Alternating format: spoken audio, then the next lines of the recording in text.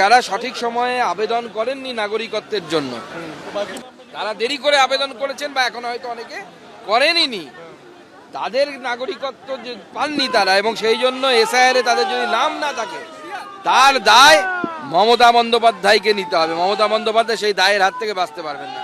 সিএতে নাম না লেখানোর জন্য যাদের নাম এসআইআর এর মধ্য দিয়ে ভোটার লিস্টে বাদ যাবে, তাদেরকে সেই জন্য আমি বলবো, আপনারা সবাই যোগাযোগ করুন। আপনাদেরকে নিয়ে আমরা মমতা বন্দ্যোপাধ্যায়ের বাড়ি যাব আর জিজ্ঞেস করবো যে আপনি কেন মিথ্যে কথা বলেছিলেন। তখন বলেছিলেন সবাই নাগরিক, কেন এখন তাহলে এসআইআর এর নাম বাদ যাচ্ছে?